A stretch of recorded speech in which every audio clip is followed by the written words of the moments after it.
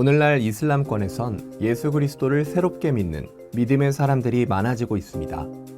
그래서 회심자를 돕는 일은 더욱 중요해지고 있고 그들을 돕고 양육하는 일을 위해 많은 일꾼들이 필요한 상황입니다.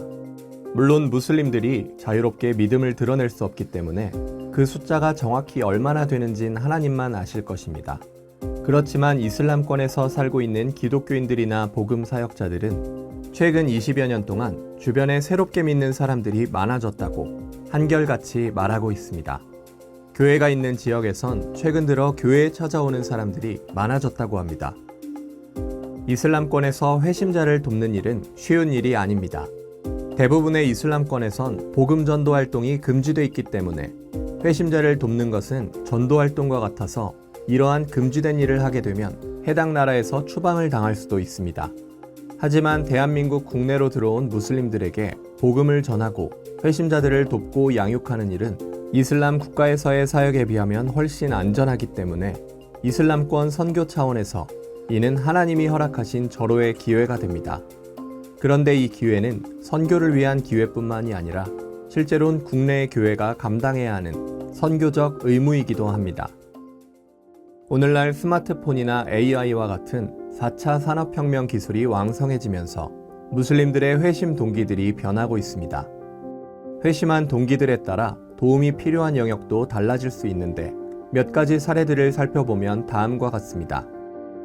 첫째로 과거 25년 전엔 회심자의 75% 정도가 꿈과 환상을 통해 예수님을 믿게 됐다고 간증했습니다.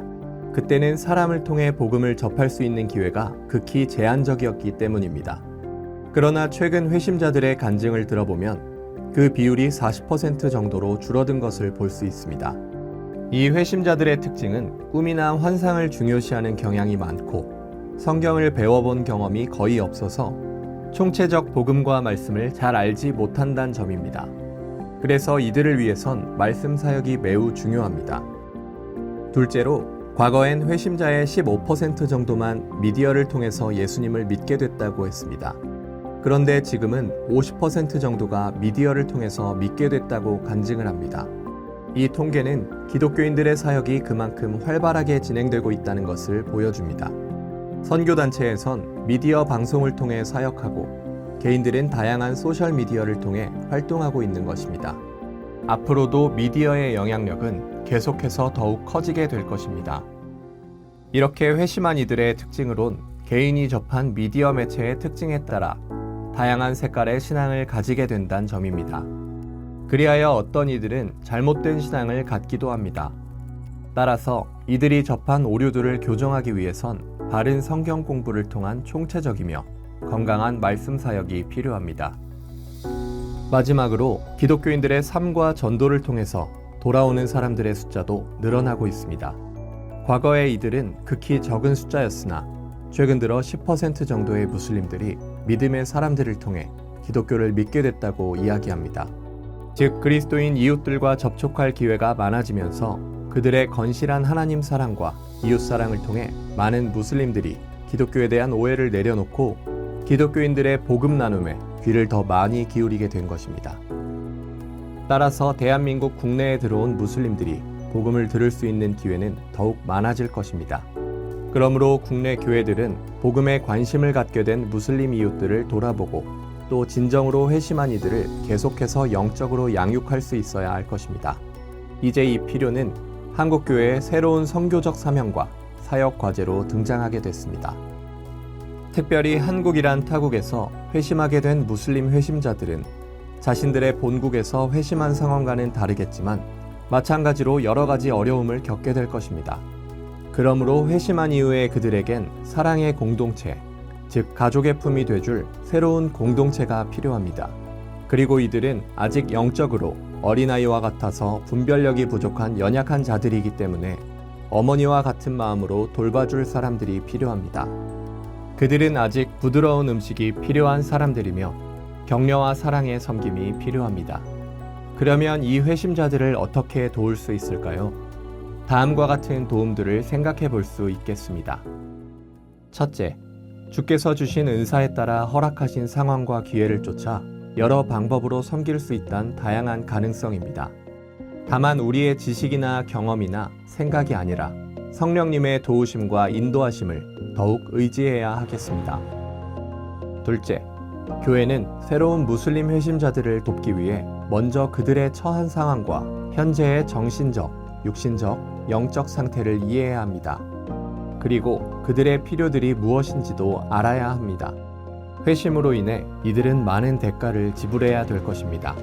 가족이나 자녀 문제들, 그리고 결혼의 문제와 직업 등의 문제들이 발생할 것이고, 특별히 경제적으로 새로운 어려움들을 겪게 될 것입니다. 셋째, 회심자들은 과거의 삶과 현재의 삶이 완전히 바뀐 상황에서 자신의 정체성에 대한 혼란을 겪게 될 가능성이 많습니다. 한국이란 타국에서라 할지라도 회심의 사실을 드러내기는 쉽지 않습니다. 왜냐하면 주변의 무슬림들이나 본국의 무슬림 가족들이 회심의 소식을 알게 될 때에 발생할 수 있는 고통을 회심자는 잘 알고 있기 때문입니다. 그래서 그들은 한편으론 그리스도인이지만 다른 한편으론 이전에 무슬림으로 살게 될 수도 있습니다. 그러나 이러한 이중적인 정체성으로 오래 사는 것은 그들의 신앙에 그리 큰 도움이 되지 않습니다. 그리고 시간이 갈수록 그들의 영적인 정체성 혼란은 더욱 심화될 것입니다. 따라서 하나님의 자녀로서의 정체성을 확실히 갖도록 격려해주는 도움이 필요합니다. 넷째, 무슬림들은 성경의 예수를 믿음으로 말미암아 본인이 속했던 무슬림 회사로부터 해고를 당하거나 혹은 배우자로부터 이혼을 당하고 가족으로부터 배척을 당할 수 있습니다. 이런 경우에 이들은 거처를 포함해 합법적인 체류 등의 문제에 직면하고 또 이에 따라 경제적으로 어려움을 겪게 될 가능성이 높습니다. 그래서 이들이 주 안에서 새롭게 합법적이며 경제적으로 자립할 수 있도록 구체적인 도움을 줄 수 있어야 합니다. 이를 위해서 교회들은 전문가의 도움을 받아 다각적인 도움의 길을 구체적으로 마련해야 합니다. 다섯째, 영적으로 진정한 회심 여부를 누차 확인해 줄 필요가 있습니다. 이들이 회심하는 동기들을 살펴보면 매우 다양한 것을 알 수 있습니다.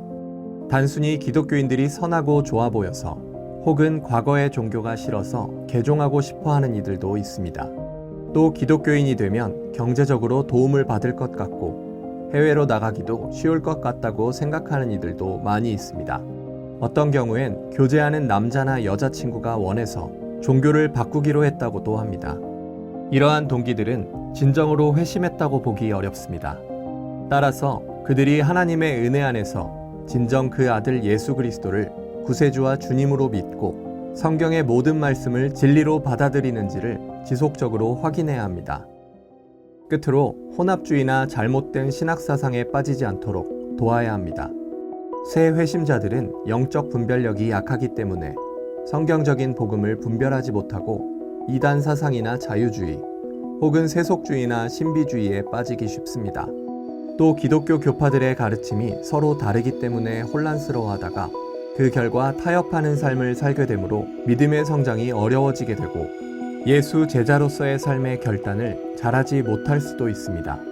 따라서 개혁주의 신앙을 가진 건강한 교회의 성도들은 지체하지 말고 회심자들을 바른 성경적 신앙으로 인도할 수 있도록 제자도를 실천하는 데 더욱 헌신해야 할 것입니다.